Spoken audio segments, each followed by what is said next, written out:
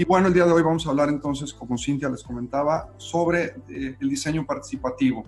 Vamos a recorrer un poquito esta presentación a través de algunas otras cosas relacionadas al espacio público y a los parques. Voy a presentar un índice que les tenemos preparados aquí, donde vamos a hacer primero una reflexión sobre el tema del parque urbano, del espacio público. Vamos a dar algunas definiciones básicas sobre esto, hablar de los tipos y usos de parques y de espacios públicos, de parques urbanos, sus beneficios. También, obviamente, la idea de hablar de la importancia de un sistema de espacios públicos en las ciudades, no solamente mexicanas, sino en todas las ciudades. Vamos a hablar un poco de la historia del parque, qué pasó con el espacio público, y todo esto con la intención de ir entrando a el proceso natural de por qué diseñar los parques a partir del ciudadano y de, obviamente, la participación del ciudadano. Más adelante vamos a hablar de la información y el proceso social, porque es importante la información y entrar a este proceso de diseño participativo con la gente. Vamos a mencionar algunas metodologías de diseño participativo que funcionan actualmente en diferentes partes de México y del mundo. Y después vamos a entrar ya de lleno a los pasos del proceso, sobre todo en la modalidad que nosotros en Parques de México utilizamos. Hablaremos un poco de cómo sintetizar esta información que el proceso nos da, para obviamente poder lograr al final un programa arquitectónico con el cual los paisajistas, los urbanistas, los arquitectos en general puedan desarrollar el espacio ya con base en las demandas de los ciudadanos, para entonces pasar al plan maestro. Si nos queda tiempo, vamos a poder hablar un poquito de cómo esto termina funcionando a través de las organizaciones civiles, de la participación ciudadana organizada, ya para llevar, obviamente, el proceso más en forma. Bueno, vamos a hacer primero, como les comentábamos, una introducción sobre la parte de la ciudadanía y por qué este proceso pues tiene que emanar desde el ciudadano y muchas veces no necesariamente desde un grupo organizado, sino simplemente de ubicarnos todos como ciudadanos en nuestras capitales, en nuestros estados, en nuestros países. Y la importancia del ciudadano sobre el amor que puede tener hacia su país. En este caso, bueno, yo soy mexicano, estoy pensando que las personas que pueden diseñar un parque o que a través de sus comentarios pueden ayudar a diseñar un parque, lo hacen también por un tema de amor hacia sus comunidades, ¿no? Que eso es un principio fundamental. Y la reflexión del día de hoy es sobre qué ha estado pasando en nuestras comunidades, por qué en las décadas anteriores no hemos logrado ir diseñando ciudades a partir precisamente de estas demandas ciudadanas. Esta es un poco la realidad que estamos viviendo en muchísimas ciudades latinoamericanas, donde la falta de conectividad de los espacios públicos a través de las banquetas, las aceras o las veredas, como les llaman en algunos países, pues está completamente bloqueada. El tema, obviamente, también de que como personas, por el tema de inseguridad, hemos ido subiendo las bardas. Esta falta de equipamiento urbano de calidad y estos modelos de casas en serie donde, pues desgraciadamente, los espacios en las casas son muy reducidos y al no haber espacios comunes o lugares comunes en los parques, en las áreas de recreación, pues se termina rompiendo un poquito esta parte de interacción urbana. Y esto es una cosa que está abonada por los hábitos de la gente, ¿no? Nosotros como adultos hemos ido encerrando a nuestros hijos, hemos ido llenándolos de tecnología o de cuestiones que tienen que ver con una mala alimentación, etcétera. Y estos hábitos pues han ido también redundando un poquito en el problema de que la gente no se involucra en el espacio público. Y esta es una realidad que estamos viviendo, que nos preocupa o nos debe de preocupar a todos los profesionales de los espacios públicos, porque es a final de cuentas el legado que le vamos a heredar a nuestros hijos en el futuro. Y esto es la parte importante del diseño, ¿no? Y en este tema del legado, bueno, el espacio público termina siendo el espacio por excelencia de todos, y es por eso que es tan importante diseñarlo en función de todos, precisamente. No vamos a dar una definición de un parque porque en realidad no hay una definición, digamos que estandarizada en el mundo. Tenemos una aproximación que puede venir desde Wikipedia, ¿no? Donde nos dice que son espacios abiertos en las ciudades que ofrecen recreación y áreas verdes para los residentes y visitantes, pero la realidad es que la definición de un parque puede ser sumamente extensa. y habría gente que está a favor de pensar que es cualquier tipo de espacio público con una vocación de recreación, o hay gente que esta palabra específica del parque la puede delimitar solo a una área de verde con algunos juegos, etcétera, y no puede meter de pronto ahí otro tipo de tipologías de parques como los centros recreativos, etcétera. Vamos a hablar un poquito de esto a partir de los tipos de parques. En México no tenemos una tipología estandarizada, como lo comento, por parte de la autoridad mexicana. Se está trabajando en este tipo de detalles, pero la verdad es que por ahí alguna universidad o municipio o estado diferente en cualquier país, pues puede catalogar o hacer una tipología de espacios públicos diferentes. En esta presentación les ponemos algunos de los que nosotros consideramos más importantes, desde las plazas típicas en los centros de nuestras ciudades, donde existen áreas verdes, kioscos, etcétera, pasando por los parques de barrio, que son los de mayor cantidad en nuestras ciudades, y los de mayor problemática, porque son los que se generan como células puntuales dentro de las colonias o barrios. Están los parques de distrito, que tienen una vocación de servicio a una zona específica de la ciudad, que tienen normalmente características en tamaño o en distribución de amenidades diferente a la de parque de barrio. Tenemos los parques metropolitanos, que son las grandes estructuras de verdes y de recreación urbana que existen en las ciudades, pero también tenemos otro tipo de espacios públicos o parques urbanos como los malecones, que son estos espacios públicos dentro de las ciudades que dan hacia los ríos, que dan hacia los mares, etcétera, y los cuerpos de agua. Tenemos los centros recreativos o recreacionales, donde hay actividades deportivas, donde hay canchas, donde hay también salones de usos múltiples, actividades sociales o culturales. Tenemos los centros deportivos también, y tenemos algunos otros como jardines comunitarios o como huertos. Otra de las cosas importantes es el uso del espacio público, que lo tenemos que delimitar para entender muy bien cómo vamos a diseñar el espacio a partir de la comunidad. Aquí ponemos algunos ejemplos como parques culturales. Tenemos una fotografía del Millennium Park en Chicago, que es un parque con vocación cultural. Tenemos los que tienen más vocación deportiva, ya estamos hablando de sus usos. Obviamente los infantiles, que son muy populares y que normalmente en cualquier espacio público pueden estar. Tenemos ya algunas tendencias para generar parques de juegos de agua, donde no necesariamente tengamos que poner piscinas, aunque las piscinas también pueden estar dentro de una categoría o uso de espacio público. Los parques caninos, que están emergiendo mucho como una necesidad de las comunidades, los parques extremos, los de contemplación, los de ejercicios, etcétera. Aquí la idea, como les comentaba al principio, no es que tengamos una tipología o una descripción de usos del espacio público cerrada, sino que esto en realidad es muy abierto. Y tenemos que empezar en nuestras ciudades a manejar estos lenguajes y a conocer estos tipos de parques y estos usos de los parques, porque precisamente en la consulta ciudadana, en la parte del diseño participativo, entra mucho la oferta que le pudiésemos mostrar a la ciudadanía de diferentes opciones que hay.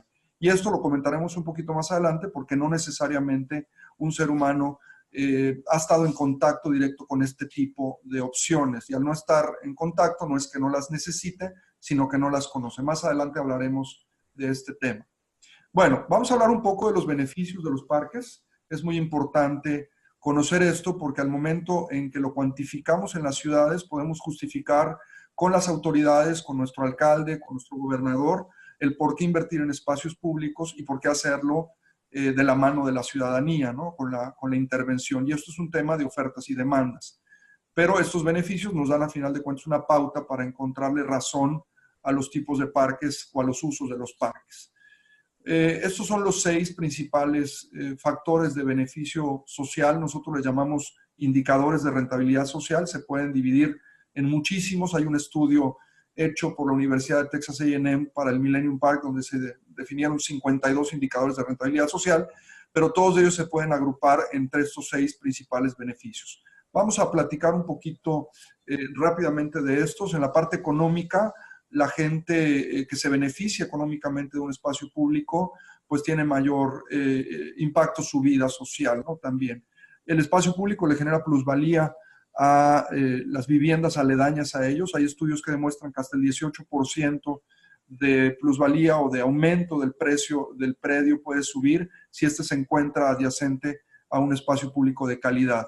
Obviamente los impuestos, porque los gobiernos, cuando se vende una propiedad cercana a un parque y vale más, pues se recaudan más impuestos. Entonces es una inversión inteligente. El tema de las concesiones es una parte importante también, y en el diseño del espacio público, en el diseño participativo, la gente nos va a decir que quiere también comercio y concesión dentro del parque porque se genera empleo y genera economía. En la parte de salud, un tema muy importante, y ahorita en una siguiente tabla les voy a mostrar algunos indicadores numéricos ya de por qué esto se puede contabilizar.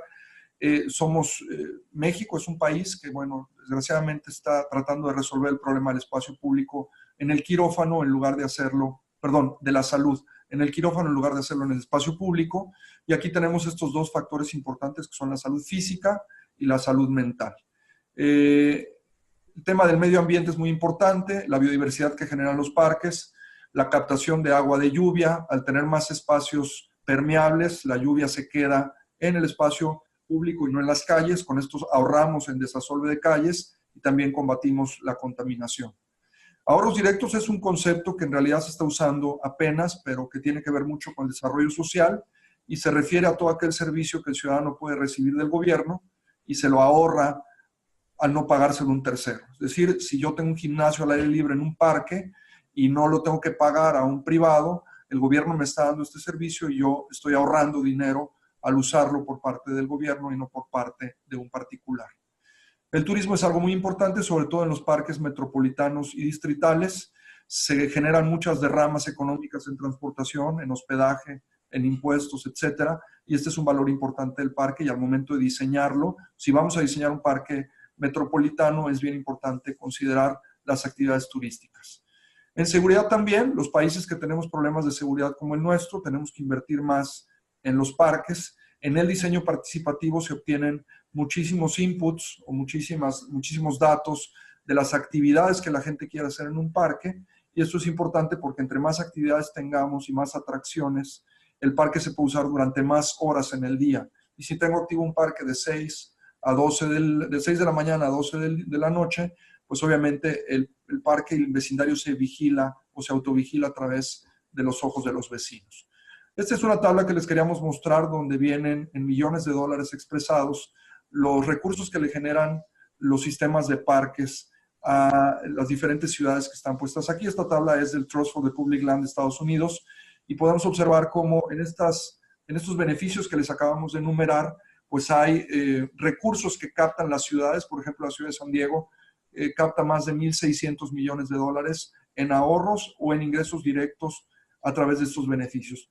Es bien importante, concluyendo esta sección, conocer estos beneficios y mostrarlos mucho en la sesión de diseño participativo, en las encuestas, etcétera, porque es a final de cuentas donde justificamos mucho la inversión en el espacio público. Pasemos también a los elementos intangibles, que estos no generan recursos directamente, pero sí tienen mucho que ver con el funcionamiento de un barrio o de un distrito, de una ciudad a partir del espacio público. Estos elementos intangibles existen porque el parque genera, obviamente, comunidad, y eso es algo bien importante. Ahí en el parque, pues todos somos iguales, mejora nuestra calidad de vida a partir de todos estos beneficios que les acabamos de mencionar, y obviamente también generan pertenencia, que esto es un tema social importantísimo. Y la pertenencia tiene que generarse desde el diseño participativo, y más adelante explicaremos por qué afirmamos esto. Y el último tema, bueno, pues es que los parques son los lugares más democráticos de nuestras comunidades, porque ahí pues todos somos iguales, ¿no? Y en este sentido, el diseño participativo tiene que ser eso, democrático. Y ahorita a través de las metodologías vamos a mostrar cómo se puede dar este tema. Esto es bien importante para construir un sistema. Si no logramos construir sistemas, no vamos a hacer que las ciudades avancen, ¿no? Y el sistema se tiene que hacer un poquito con un tema de acupuntura e ir recuperando los espacios a partir de este diseño participativo. Vamos a mostrar ahorita cómo cuando diseñamos un parque, puede ser de escala barrial, distrital o metropolitana, realmente los modelos de diseño participativo no varían. Esta idea es un poquito voltear a ver el espacio público como prioridad antes del diseño del resto de los elementos urbanos en una ciudad. Y lo primero es la delimitación de las áreas verdes y de conocer el catálogo de equipamiento urbano que pueda tener un ayuntamiento. Esto es una parte fundamental. Después de conocer este catálogo y saber qué espacios públicos tenemos disponibles para diseñar, tenemos que entender también cómo lo podemos conectar a través de la movilidad, primero no motorizada o activa, a través del peatón, a través de la bicicleta, del transporte público, para entonces empezar a construir este sistema. Y desde que empecemos con esta metodología de diseño participativo, la movilidad tiene que ser uno de los factores a considerar. Y obviamente el último factor es, bueno, la parte del equipamiento. Una de las cosas que más importan en la parte de las técnicas de diseño participativo es entender qué equipamiento, qué actividades, qué atracciones quiere la gente en un espacio público para que las vayamos colocando en la ciudad y en el sistema con base a demandas y no lo hagamos, no de pronto saturemos un distrito o una colonia con las mismas cuestiones porque queremos en el ayuntamiento hacer réplica de los mismos tipos de parques o de los mismos tipos de espacios públicos. Entonces, el mismo diseño participativo nos va a ir guiando para poder lograr entender qué es lo que hay que poner en cada espacio público en su sistema. Con esto logramos esta tridimensionalidad de la ciudad, pero que parte, como lo comentábamos, del espacio público y no al revés. ¿Qué queremos con todo esto? Pues bueno, lo más importante, y el parque se vuelve un pretexto, el diseño participativo también, pero lo que queremos a final de cuentas es generar vida pública, generar comunidad y poder acortar la brecha social en nuestras ciudades y mejorar el tejido social en nuestras comunidades. Y el problema es que esta realidad que se repite de falta de equipamiento, de diseño, etcétera, y falta de interés nos ha llevado a no tomar en cuenta al ciudadano. Vamos a hacer rápido una reflexión de qué pasó con los parques, porque al conocer esto podemos entender cómo diseñarlos a partir de esto, y esto está relacionado directamente al automóvil.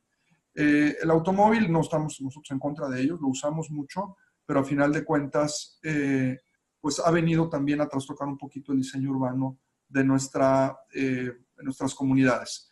Con la llegada de bueno, pues desgraciadamente empezamos a perder las calles, se empezaron a hacer propiedad del automóvil, a diseñar las ciudades en función del auto y no en función de la comunidad, ¿no? De la gente.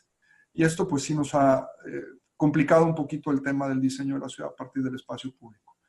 Este es un dato pues muy anecdótico en nuestro país. El Banco Mundial nos dice que tenemos 2.7 personas tienen automóvil de cada 10 mexicanos. Entonces el espacio público y las calles y todo le están dando servicio mucho más a una minoría que a la gran parte de la población.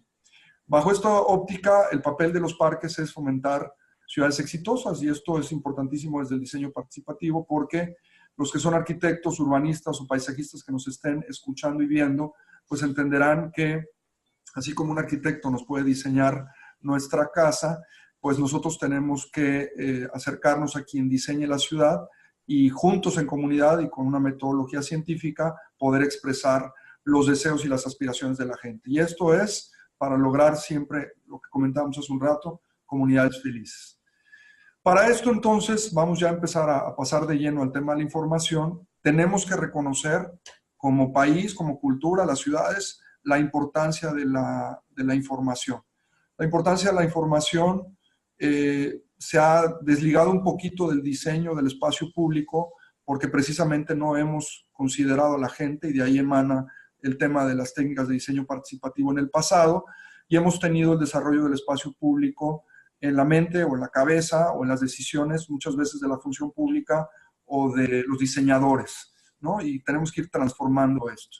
Hay una frase que nos gusta mucho del alcalde, el exalcalde de Nueva York, Michael Blumer, que dice que todo es la información y en Dios confiamos. Entonces, la invitación un poquito para que se puedan realmente dar los procesos de diseño participativo de manera correcta es generar información. Ahorita les vamos a explicar bien cuáles son las técnicas que están usando para esto, pero si no generamos datos, no los almacenamos, no los comparamos en el tiempo, pues la verdad es que podemos hacer poco por diseñar y operar nuestra ciudad y obviamente el tema del espacio público.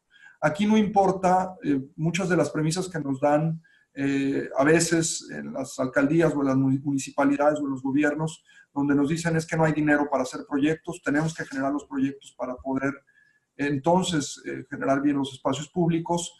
Cuando nos dicen que no hay tiempo para consultas porque se acaba el ciclo de gobierno y se tienen que acabar el dinero, o porque el funcionario público tiene una idea maravillosa, o nos van a cambiar al alcalde. Ninguna de estas razones son válidas al momento de ubicar que el espacio va a ser la herencia de la comunidad.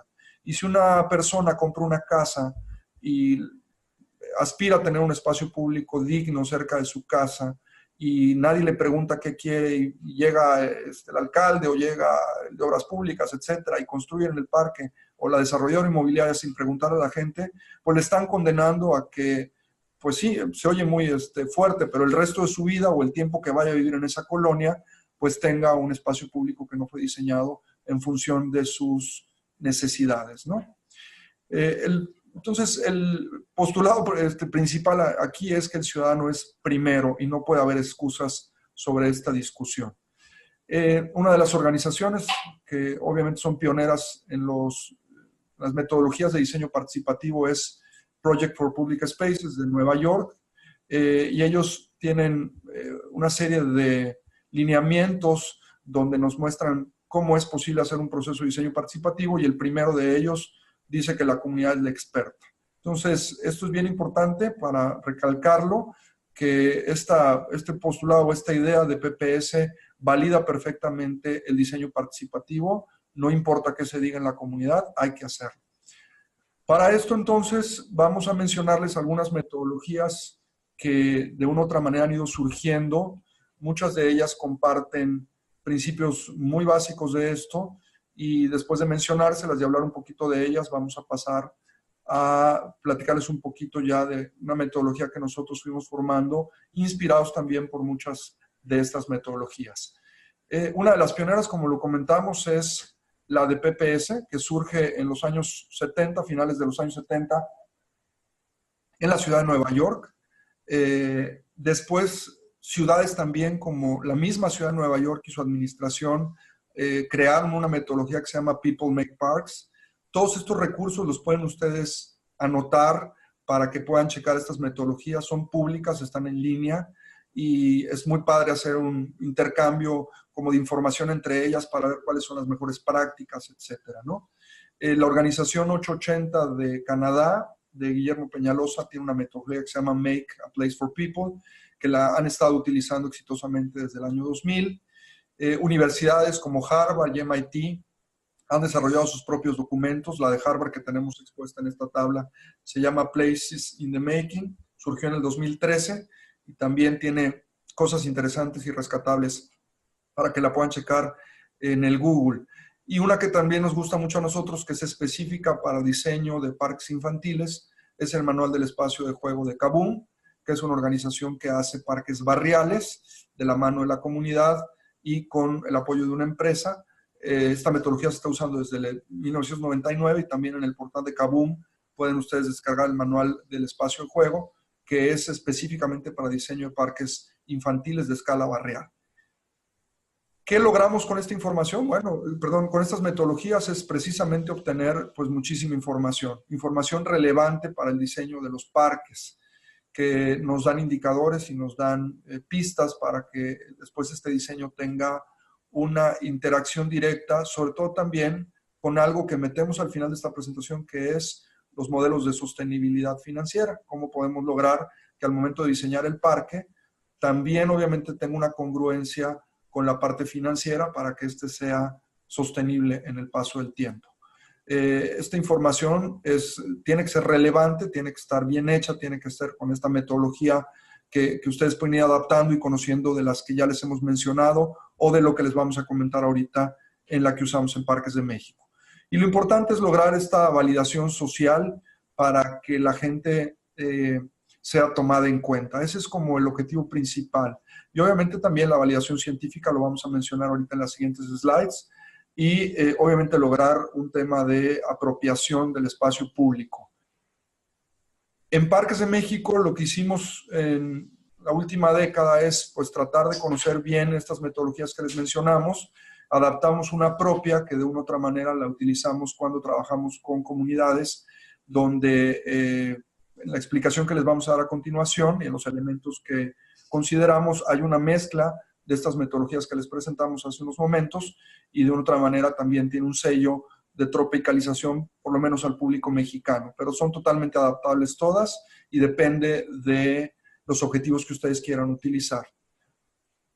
Vamos a hablar un poquito entonces ahora de las características del proceso que utilizamos, ya entrando en materia, ya después de haber recorrido pues una parte donde explicamos un poco el parque, sus funciones, sus usos, donde hablamos de la importancia, de los beneficios que tiene el espacio público y obviamente de la historia un poco de qué le pasó y de por qué tenemos que empezar a hacer esta parte de diseño participativo.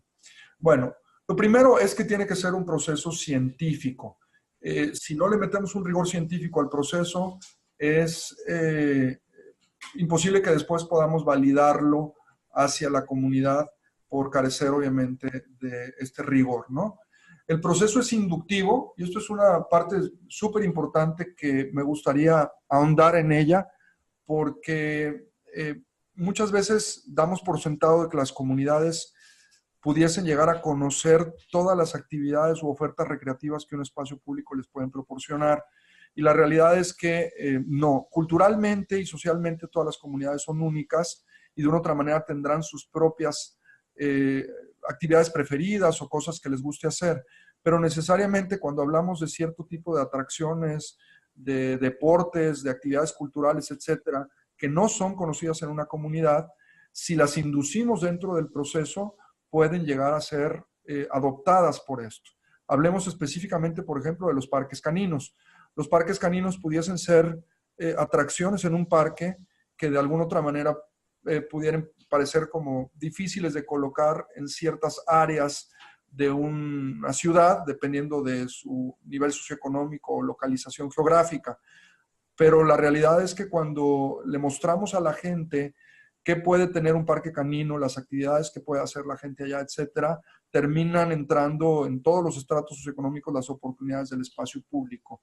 Nosotros, para lograr esta inducción, normalmente en las reuniones con los ciudadanos hacemos un video demostrativo de lo que pudiera ser el estado del arte de un espacio público con todas las ofertas que pudiera tener, con la intención de que la gente pueda lograr también conocer otro tipo de ofertas que no ha tenido a lo mejor una interacción directa en el espacio público. Las ha visto en la tele, las ha escuchado, etcétera, pero no las ha vivido y eso no significa que no las pueda vivir. Tiene que ser de lo general a lo particular, tiene que ir recorriendo desde lo más general el proceso para ir llegando a conclusiones importantes de la comunidad basadas ya en hechos muy concretos. Se hace por fases para conocer las aspiraciones poco a poco de la comunidad y tiene, como les comentábamos, este doble propósito, que es una validación científica y una validación social. Para esto usamos técnicas de conteo, bueno, técnicas estadísticas cuantitativas y técnicas cualitativas. Vamos a explicar primero la cuantitativa, referenciada específicamente a la encuesta. No es la única, se pueden usar otras, pero es como la más general y la más usada. Y en las cualitativas hablaremos específicamente de los foros de participación ciudadana. Hablando de la encuesta, es muy importante dentro de la parte de información cuantitativa ubicar a la encuesta como la herramienta principal de esto. Tiene que tener una muestra representativa, ahorita les voy a explicar qué significa esto, tiene que abarcar a los diferentes sectores de la comunidad. No puedo aplicar una encuesta sin realmente una muestra que pueda representar a todos los ciudadanos y a todos los sectores. Tiene que abarcar los diferentes rangos de edad y en esto también entran las diferentes aplicaciones. Si deseo aplicar una encuesta en línea a través de las diferentes plataformas que hay digitales, puedo pensar que a lo mejor la gente que no tiene acceso a estas plataformas pues se va a quedar sin contestarnos las encuestas. Entonces, se tiene que aplicar en línea, pero también se tiene que aplicar presencial, en los eventos que se haga, de diferentes maneras. Vamos a hablar un poco entonces de lo que es una muestra confiable para hacer una muestra representativa. En este sentido, hay muchos recursos en línea en el Google para que ustedes puedan calcular lo que es una muestra representativa. Les voy a mostrar específicamente ahorita una de las herramientas. Me voy a salir de esta parte para entrar al calculador del tamaño de muestra del SurveyMonkey. Ustedes pueden ver en la pantalla que estoy compartiendo la calculadora de tamaño de muestra del SurveyMonkey. ¿No se está viendo? Entonces, ya sé lo que tengo que hacer, perdón. aquí y aquí. Comparte. Muy bien, ya la tengo allá. Perdón, pero estamos aprendiendo la sistemita. Bueno, les explico qué es esto. Para que yo pueda demostrarle a los políticos, a los funcionarios públicos, a la comunidad en general, que nuestra encuesta tiene una validez científica, pues tengo que aplicarlo en una cierta población. Entonces, esta calculadora es bien fácil de utilizar. Yo voy a colocar en esta sección donde viene el tamaño de la población, pues el tamaño de la población de la ciudad, del municipio, del estado o del país donde voy a hacer la encuesta. Dependiendo del tipo de parque que vaya yo a realizar, pues es también un poquito la integración que va a tener la encuesta con los ciudadanos. Si yo estoy hablando de una ciudad promedio en México donde hay 1 millón de personas, pues yo le pongo que hay 1 millón de personas a la muestra. Y esto va a ser ya validado científicamente el número de encuestas que voy a tener que hacer en relación a la población que tengo. Los otros dos factores importantes son paralelos y son totalmente inclusivos, que son la parte de la confianza en la encuesta, es decir, qué grado de confiabilidad voy a tener de cada 100 encuestas. Si tengo un porcentaje de confiabilidad del 95%, pues quiere decir que tengo un margen de error del 5%. Este es normalmente un porcentaje de confiabilidad y un margen de error estándar o estandarizado, donde si ustedes van a aplicar una encuesta en su comunidad, pues de una u otra manera tienen la posibilidad de utilizar este margen de confianza, este nivel de confianza y este margen de error y tener una muestra representativa adecuada. Entonces, cuando yo coloco aquí el margen de error y el nivel de confianza, me saca el tamaño de la muestra. En esta ciudad hipotética de 1 millón de personas, tengo 385 encuestas que tengo que realizar en la ciudad para que el estudio cuantitativo sea considerado válido científicamente. Obviamente, si aumento el porcentaje de la confiabilidad o lo disminuyo, pues bajan el número de las encuestas. Nosotros recomendamos que sean estandarizadas en 95, 97%. La calculadora de SurveyMonkey no me da la opción de 97, otras en el Google sí lo dan y les darán muestras significativas, ¿no? Aquí le voy a aumentar un 0 para que ustedes vean la variación, que en realidad no existe. ¿Qué significa esto? Que aunque yo aplique 385 encuestas o 1000 encuestas en una ciudad de 1 millón o de 10 millones con este nivel de confianza y este margen de error, mi muestra va a seguir siendo la misma. Entonces, pues es un estándar. Si le subo al 99%, que es ya pues algo, la verdad es que complicado de hacer por el número de encuestas que hay que poner, y le cambio el 1%, pues tendría que aplicar 16,000 encuestas en la comunidad. Entonces, para cerrar este tema de la muestra, lo que les diríamos es, ubiquen el espacio donde ustedes quieren hacer la consulta en el tema de las encuestas, saquen su muestra, el tamaño que tienen que hacer y apliquen el número de encuestas que la calculadora les da para que puedan justificar específicamente la parte de la muestra cuantitativa. Bueno, otra de las cosas que les queremos comentar para que ustedes vean cómo poder diseñar su encuesta es un estudio que la asociación sacó, que ustedes lo pueden visualizar en la página de la asociación, que es www.anpr.org.mx. Ustedes entran a la sección de estudios y pueden descargar el estudio completo y ahí les van a dar pistas de cómo poder hacer las preguntas en su encuesta relacionadas a los usos, a las costumbres, al tipo de actividades que la gente quiera hacer en el parque, atracciones, etc. Hasta aquí pudiésemos cerrar el punto de la encuesta pensando en que ustedes revisen este material y les pueda servir y también puedan ir pues elaborando sus propias encuestas ya con sus muestras representativas bien definidas. Lo siguiente es hablar un poquito de los foros y talleres de participación ciudadana, que lo que pretenden es también generar una muestra representativa de la comunidad, ya no en la parte cuantitativa, sino en la cualitativa, y les vamos a explicar a continuación los pasos y las herramientas que utilizamos para que ustedes puedan generar un foro de participación ciudadana que tenga una validez científica y que además pueda darles la información necesaria para poder diseñar el espacio público. El foro de participación ciudadana se ubica dentro del rubro de información cualitativa dentro de la estadística y tiene los siguientes objetivos. Primero tenemos que lograr hacer una muestra heterogénea de la comunidad. Esto se logra a través de invitar a cierto número de ciudadanos, ahorita les voy a explicar un poquito esto, de todos los tipos de ciudadanos y sectores de la ciudad, etcétera, dependiendo de dónde vayamos a diseñar el parque. Como les comentaba, pues el objetivo es que sea inductivo el proceso, que vaya de lo general a lo particular, conocer los sueños y aspiraciones de la gente, y el fin último de esto, pegado al análisis de las encuestas, es desarrollar un programa arquitectónico. Para hacer una logística de esto, normalmente les puede llevar 2 meses en generar un primer taller. El primer taller siempre es el más largo y lo importante en el taller es que logísticamente se cumplan los objetivos para que se dé la muestra representativa. Hay que hacer un mapeo de actores en la comunidad. El mapeo de actores nos va a dar el tipo de gente, de lugares, de vocaciones, etcétera, que tienen los posibles usuarios del parque, y de ahí tenemos que sacar esta muestra. Hay que citarlos a una reunión. La reunión normalmente dura, el proceso que nosotros aplicamos, 5 horas. Hay que buscar una locación cómoda donde haya una sala grande, donde podamos tener mesas para 10 personas, donde podamos tener aire acondicionado, donde podamos tener ciertas condiciones para poder proyectar y poder llevar las sesiones, audio, se les da la comida a las personas, eso es bien importante. Normalmente también se les invita a través de una recompensa, como nosotros hemos rifado bicicletas o algún otro tipo de cosas para que la gente termine yendo. A las citas también los invitamos a partir de hacerles una carta que puedan ellos presentar a sus trabajos o que puedan justificar un poquito la ausencia, porque la sesión es una sesión ciudadana, dura 5 horas y siempre la hacemos en un día hábil.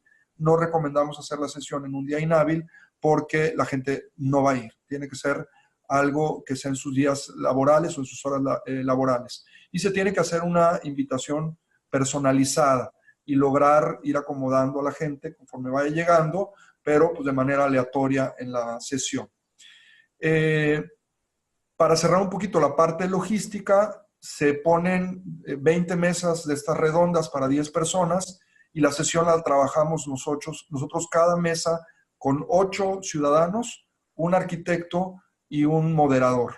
Obviamente se le da una capacitación al moderador previa para que éste pueda llevar la sesión completa de 5 horas. Y el arquitecto o una persona que sepa dibujar nos va a ayudar para una de las secciones que tiene la sesión completa, que es la parte de diseñar ya el parque, obviamente, en el dibujo. Estas son las 6, digamos que fases que tiene el proceso de diseño participativo de Construyendo mi Parque. Las vamos a mostrar de manera muy somera cada una de ellas. Empezamos con una sección de preguntas individuales donde se le pasan las preguntas en un formato escrito a la gente y las tiene que contestar. Después pasamos a las historias del parque, donde se rememora un poquito la actividad o la afiliación que pueda tener la persona históricamente con su parque o su espacio público. Después se pasa a una sección de preguntas compartidas, donde el moderador va de una u otra manera haciendo la pregunta a todos y cada integrante de la mesa va compartiendo sus respuestas. Después se pasa a la parte del mapa, donde la gente va diciéndole al arquitecto qué le gustaría tener en el parque y el arquitecto va pues haciendo como más concreto el sueño ya en dibujo. Se pasa después a la descripción de las ideas concretas con las papeletas o las post-its y después obviamente pues ya la presentación de los proyectos. Vamos a revisar cada sección para poder entonces tener una comprensión un poquito más amplia de esto. Estas son algunas de las preguntas individuales que nosotros hacemos en un formato escrito y se los damos a las personas y después analizamos. Entre ellas preguntamos, por ejemplo, ¿qué encuentras de especial en un parque? ¿O qué eventos te han sucedido en un parque que son memorables para ti? ¿Cómo han cambiado los parques y las actividades de la gente en los últimos 30 años, 20 años, para también hacer una similitud con lo que ha estado sucediendo? ¿Qué rol ha jugado el parque o el espacio público en la vida de las personas de mi colonia o de mi ciudad? Le pedimos a la gente que piense en un parque y que lo describa para que empiece su cerebro, un poquito como lo comentamos hace un rato, de lo general a lo particular, a ir sacando la información necesaria. Y al final, perdón, cómo contribuyen las personas a mejorar el espacio público en mi comunidad. Esta sección damos un determinado tiempo para que la puedan responder y es totalmente individual. Después pasamos a una sección que nos gusta mucho, donde le damos esta herramienta gráfica a los participantes de cada mesa y el moderador les pide escribir una historia de su vida que tenga relación directa con el espacio público, con el parque. Esto es bien interesante porque nos hemos llevado muchas sorpresas, porque la gente después pasa a pegar estas hojas en unas mamparas que ponemos y la gente realmente le han sucedido cosas en las historias que nos han contado muy interesantes en relación al espacio público, que tienen que ver con sus familias, con muchísimas cosas de interés, pues realmente fuerte para las personas, ¿no?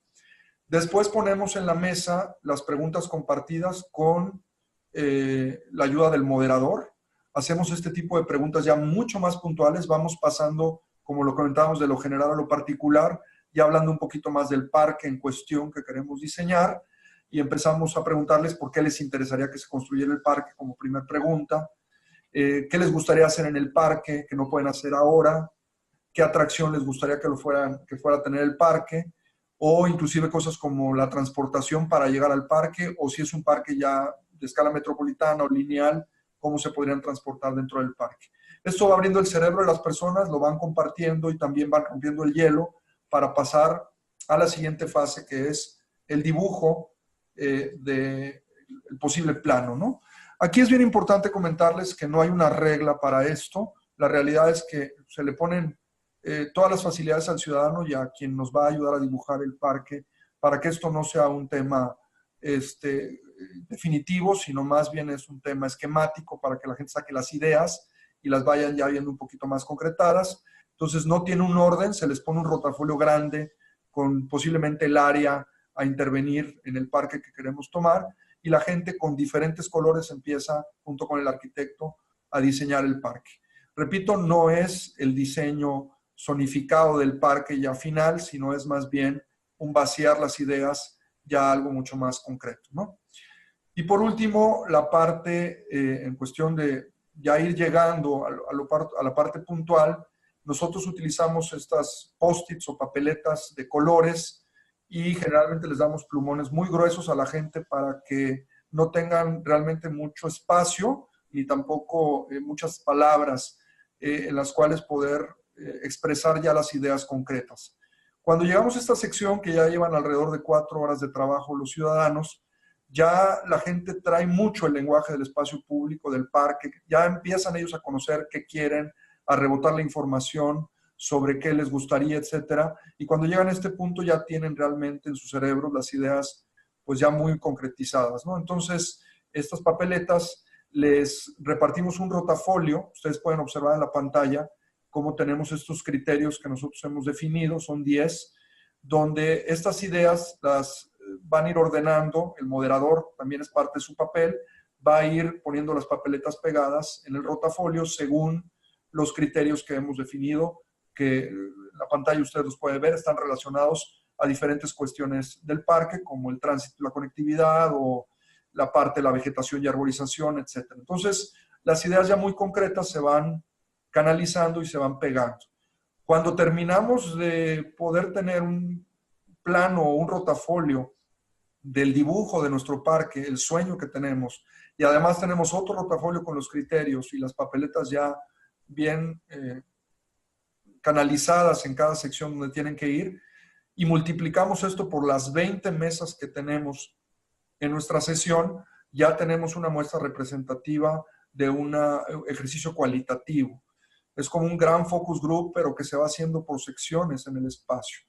Es también opcional el número de ejercicios que se puedan hacer como estos. La realidad es que cuando se trata de parques metropolitanos o de mayor calado en una ciudad, recomendamos que se hagan diferentes sesiones con estas para que la muestra sea todavía más representativa. Pero bueno, al final de cuentas, estas ideas ya canalizadas junto con la encuesta nos dan indicadores ya muy buenos para poder seguir con el diseño. Y esta es la parte final de la sesión, donde después de la comida la gente pasa al frente del salón con los micrófonos, un representante de cada grupo, a explicar específicamente qué quieren en el espacio público. Eso es bien importante porque imaginémonos la escena que estamos en el salón con las 200 personas, donde hay gente de todo tipo de la comunidad, gente que tiene dinero, gente que no, gente chica, gente grande, gente mediana, gente que tiene intereses relacionados a la cultura, al deporte, etcétera. Entonces, esta riqueza que se genera con esta muestra aleatoria de ciudadanos, ya en este proceso de 5 horas donde ellos han interiorizado muy bien el parque y el espacio público, se termina coronando, se le termina poniendo la cereza en el pastel cuando les das a ellos el empoderamiento de pasar a presentar su proyecto. Y en ese momento, bueno, pues ya se cierra un poquito el ciclo donde el ciudadano siente que ya él diseñó su parque, ¿no? Y esto es una parte fundamental. Después tenemos que sintetizar la información para entonces esta información poderla generar con programa arquitectónico y que los arquitectos, los diseñadores, los urbanistas o los paisajistas, dependiendo del tamaño o el criterio del parque, puedan entonces pasar a lograr algo que la comunidad realmente se pueda ver reflejado, ¿no? En todo el trabajo que se hizo. En la sintetización, en la síntesis de la información, perdón, sintetizando la información, hacemos una repetición de ideas, agrupamos las ideas, sacamos frecuencias con las encuestas, hacemos tablas cruzadas y sacamos conclusiones en enunciados muy poderosos que nos dan la pauta para el diseño del programa arquitectónico. Estos son algunos ejemplos de las diferentes técnicas que utilizamos en la repetición de ideas. Terminamos agrupando las ideas únicas, tanto con la encuesta como con las papeletas y con los dibujos, en estos criterios que les habíamos comentado, ¿no? Este es, por ejemplo, un parque X que hicimos un análisis, un proceso de diseño participativo. Logramos sacar 387 ideas únicas. No todas las ideas son realizables. Tenemos, a final de cuentas, ideas que en un proceso democrático son tomadas en cuenta, pero no son realizables en el espacio público. Esto es un ejercicio, como les comentábamos, no solamente científico, sino democrático, y al final el diseño participativo le tiene que hacer justicia a la mayoría. Les voy a comentar un ejemplo de esto. En la siguiente lámina les ponemos la agrupación de las ideas que tenían que ver, por ejemplo, con el criterio de atracciones.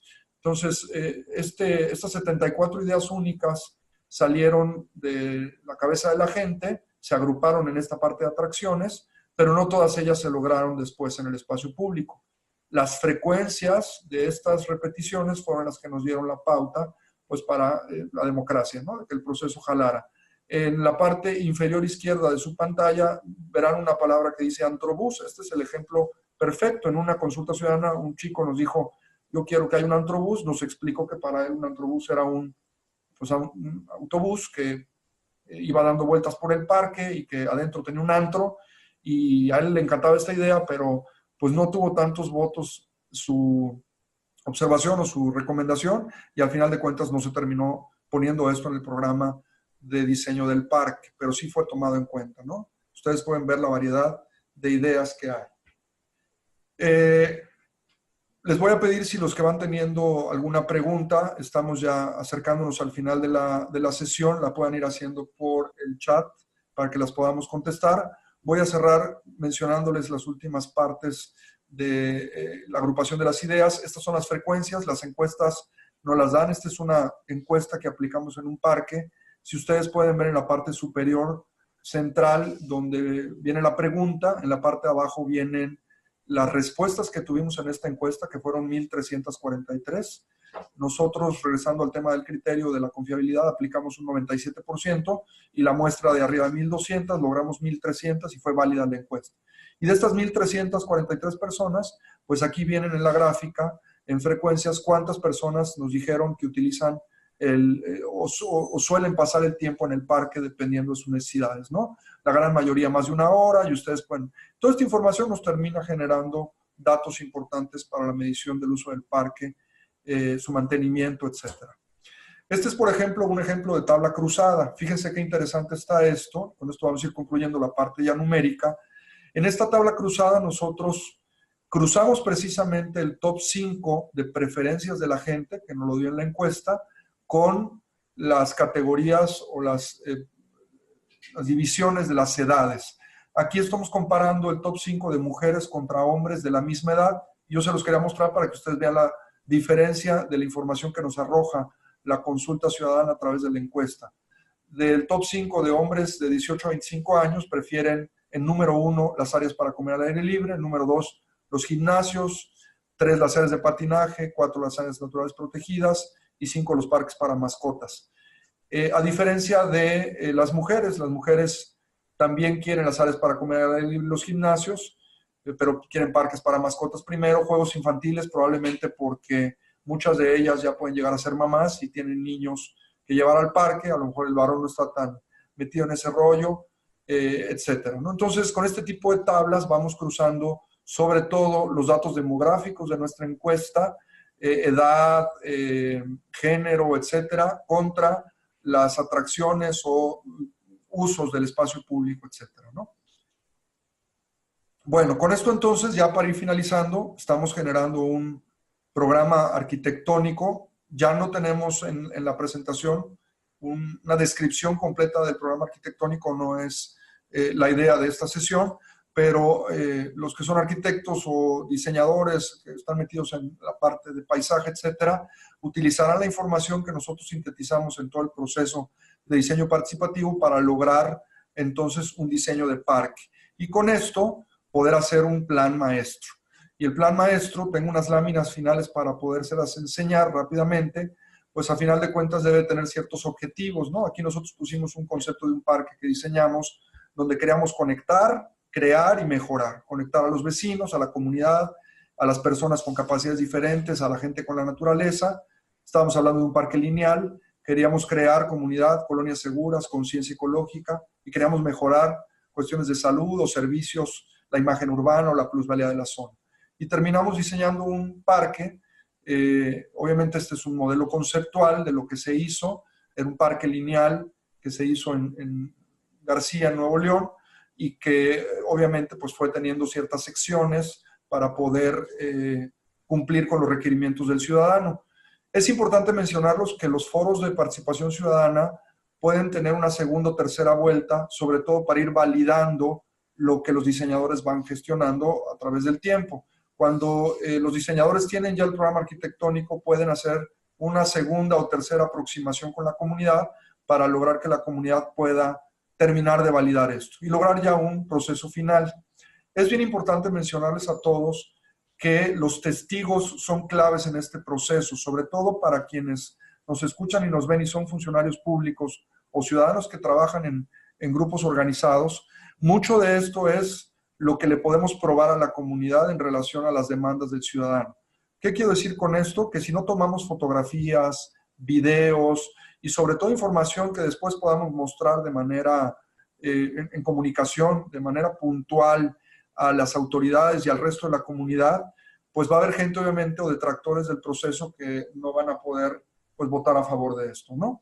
Entonces es bien importante que esa información la vayamos traduciendo en comunicación para que la gente se vaya apropiando más del proyecto. Por ahí no le podemos preguntar a toda la comunidad de las encuestas, ni podemos invitar a todos a los foros de participación, eso es lógico, pero eso lo contrarrestamos con la comunicación. Y si tenemos buenas fotos, buenos videos y buena comunicación en redes sociales, la gente se va enterando de que a pesar de que no participó en la encuesta o no participó en los foros de participación, pues de una otra manera hay representatividad de otros miembros de la comunidad. Este es un poquito algunas gráficas de este plan maestro que se fue haciendo, donde todas estas demandas que se fueron sacando en el diseño participativo se fueron vaciando en el espacio público. Obviamente, pues todo tiene que ver también con presupuestos de gobierno y tiene que ver también con cuestiones de capacidades del espacio público, ¿no? No puedo, a lo mejor si tengo un parque lineal de 20 metros de ancho en una vía de ferrocarril abandonada o en una tema de electricidad o de petróleo, pues no puedo poner una cancha de fútbol aunque la comunidad me lo haya pedido. Entonces es bien importante en nuestro terreno pues acotarlo también, obviamente con sus capacidades y las querencias de la gente se tienen que adaptar un poquito también a esto. Bueno, ya para finalizar, lo que también les comentamos es hacer un presupuesto paramétrico, poderlo presentar en las etapas del parque para que el diseño participativo tenga una congruencia con la parte ya de inversión. Esta es la parte más difícil porque el gobierno tiene que participar con los recursos ya comprometidos para que esto se logre, porque realmente el peligro del diseño participativo, y esto lo quiero dejar bien claro, muchas veces es que se hagan las sesiones, que se hagan las encuestas y no se terminen haciendo los parques. Esto es un tema importante, entonces todo tiene que suceder en tiempo y forma. Tener un presupuesto paramétrico nos ayuda para hacer un proyecto ejecutivo ya del parque completo. Y la última cuestión que les quiero mencionar, pues es la parte del plan de negocios, que tiene que ver totalmente con el diseño participativo, porque lo que la gente nos diga en las encuestas y en los foros nos va a ayudar a hacer sostenible el parque financieramente. Entonces, la recomendación final es también hacer un plan de negocios para que esto tenga una congruencia con el diseño participativo. Vamos a pasar entonces a las preguntas. Bueno, la oferta en nuestro país es un poco limitada. Hay organizaciones como la nuestra que están ofreciendo este tipo de procesos. Lugares Públicos es una en la Ciudad de México, que es fellow o socio de PPS en Nueva York. Por ahí también algunas universidades, etcétera, están ofreciendo esto. Nosotros trabajamos con un proceso cuando ya hay una iniciativa formal en la comunidad. Y la forma de activar la comunidad precisamente es con la iniciativa ciudadana, de preferencia, o que puede venir gubernamental y que de alguna otra manera se pueda vincular. Los procesos públicos o las técnicas públicas que están en internet y todo esto, pues sí las pueden utilizar y ustedes pueden de una otra manera ir creando sus propios procesos. Alguien que esté interesado puntualmente en hacer esto, pues puede inscribirnos al correo info@parquesdemexico.org para que le demos más información puntual de cómo activar a su comunidad y cómo desarrollar un proceso ya formal de diseño participativo que se ejerza en un tiempo determinado. El correo es info@parquesdemexico.org.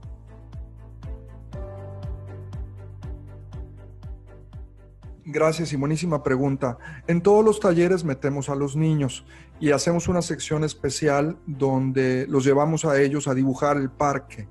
Muchas mamás que asisten a las sesiones, que aquí es importantísimo el papel de la mujer, la mujer empuja mucho el espacio público, llevan a sus hijos y a sus hijos los ponemos en mesas especiales. En las fotos no tuvimos la precaución de meter una con niños, pero definitivamente se incluyen a los chiquitos, ellos son muy importantes en la parte del diseño, se les dan hojas, se les trabaja con gente pues que sabe de trabajo con niños y de una otra manera se obtienen también ideas de ellos para poder sobre todo diseñar los espacios que son exprofesos para ellos, como son los parques de juegos de agua o los parques infantiles.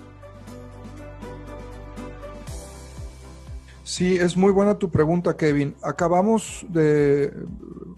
acabamos nosotros lo publicamos por ahí en nuestras redes, pero lo vamos a volver a subir o te lo mandamos.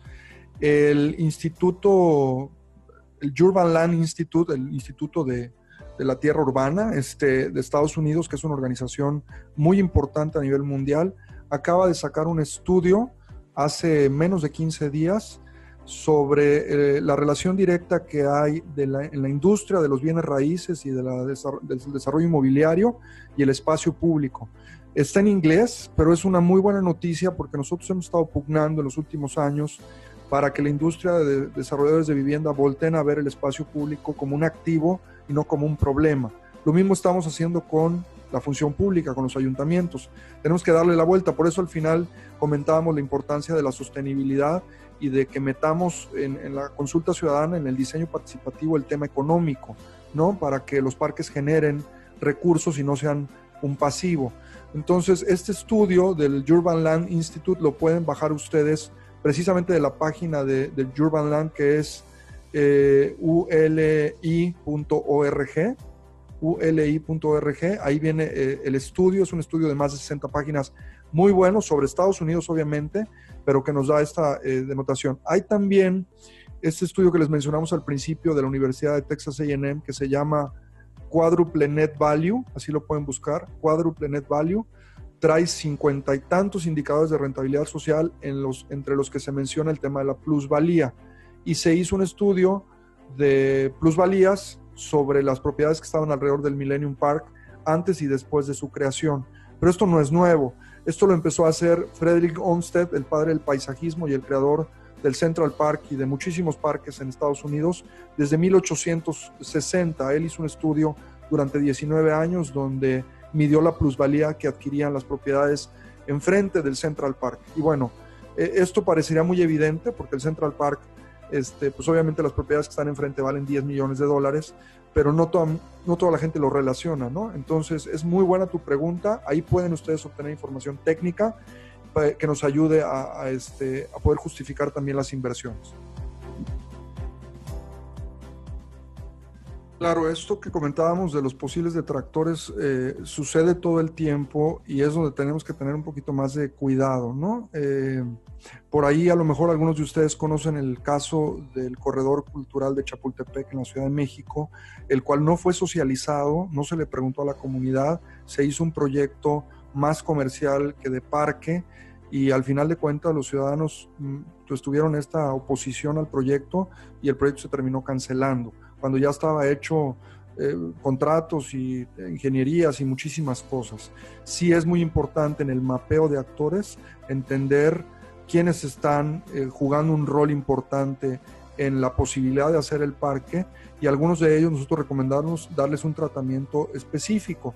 La consulta o el proceso que les mostramos es muy general, toma muestras de muchas comunidades. Ahorita te voy a responder específicamente qué hacer cuando en una mesa te toca a un ciudadano negativo, pero cuando estamos hablando ya de un proceso donde hay grupos de referencia en el espacio público que pudiesen bloquearlo, estos ya requieren un tratamiento especial y se les tiene que llegar a ellos con una solución urbana de fondo. Hay muchos casos, o se están dando casos en el país, donde por ahí se pisan intereses de diferentes actores, no solamente en el caso, por ejemplo, de los ejidatarios. Hay vías de tren que se están desconsolidando del servicio ferroviario mexicano, que queremos hacer espacios públicos y hay que negociar con la Secretaría de Comunicaciones y Transportes, o hay que negociar con el gobierno local, o en este caso, como tu pregunta lo dice, con los ejidatarios. Todos esos son procesos que hay que tomarlos en cuenta de manera individual y buscar qué motivaciones tiene cada persona para lograr una negociación que prospere, y a toda acción pues va a haber una reacción. Si nosotros queremos entrar en un proceso con ejidatarios, tenemos que darles una tierra en permuta que tenga las condiciones para que ellos puedan realmente sentirse beneficiados con el cambio. Lo que no se vale es quererlos quitar desde un principio sin darles a cambio algo importante, ¿no? Entonces todo esto va directamente relacionado a un tratamiento individual. Y en la parte ya cuando estás en una sesión con los ciudadanos, que siempre en las mesas hay alguien negativo, aquí se le da una capacitación al moderador y es bien importante que el moderador tenga las tablas necesarias que con ciertas técnicas les enseñamos para poder lograr que no solamente haya algún ciudadano negativo, nos tocan los que son las estrellas de rock o los que son los callados o etcétera. Siempre es complicado, por eso el moderador en su papel tiene que lograr hacer que todos hablen la mayor cantidad de tiempo posible, pero todos por igual, que no hay un protagonismo, que el negativo pueda cambiar su postura, etcétera. Esas serían un poquito las recomendaciones puntuales. ¿Podemos una pregunta más? ¿Es posible? Bueno, yo creo que lo primero es, en los casos que han tenido éxito, es que la vinculación con la comunidad se dé desde el principio. Eso es un tema clave, por eso es tan importante el mapeo de actores. En el momento en que se decide hacer un proyecto, antes de lanzarlo a la opinión pública, hay muchas cosas que hacer. De hecho, se trata que en la consulta ciudadana no tenga que ser necesariamente público el tema de la consulta. Por fines políticos a lo mejor se puede anunciar, pero este proceso hay que hacerlo no en lo oscurito, sino de manera, pues digamos que bien pensada, ¿no?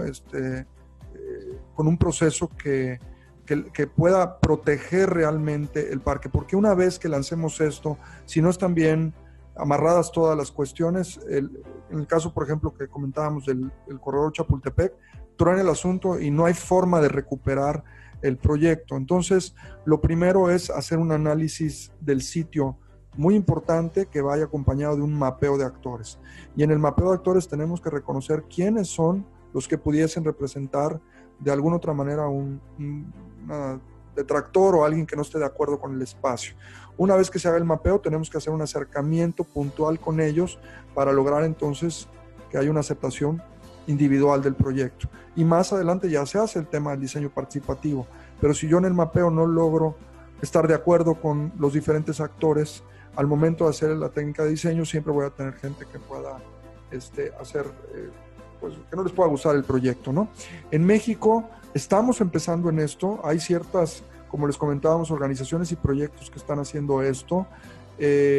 No hay un estándar en el tema de diseño participativo, y lo que estamos tratando desde la Asociación de Parques y Recreación a través de la Agenda 2025 es lograr que los alcaldes metan dentro de su agenda particular de desarrollo de espacio público en las ciudades el apartado de diseño participativo, para que entonces los espacios se empiecen a diseñar ya en todos los ayuntamientos como un tema de política pública, ¿no? Y eso eventualmente nos va a generar, a tu comentario, Elsa, el bagaje completo, o digamos que suficiente información como para entender qué puede y qué no puede funcionar. Sería irresponsable de mi parte decirte ahorita que ya hay muchísimos casos de éxito, sino más bien comentar que estamos empezando estos procesos en México, y a partir de hacerlos en más parques y de hacerlos públicos es que tendremos más historias de éxito que contar con esto. Agradecerles mucho el tiempo que nos han regalado. Y comentarles que esta actividad que inicia hoy con los webinars o webinarios, como le quieran decir, es una actividad que va a ser recurrente por parte de la asociación. Un poquito el objetivo es poder esparcir el conocimiento de todos para que compartamos mejores prácticas y logremos con estos procesos educativos avanzar todos en nuestras comunidades. Ese es como el objetivo principal de esto.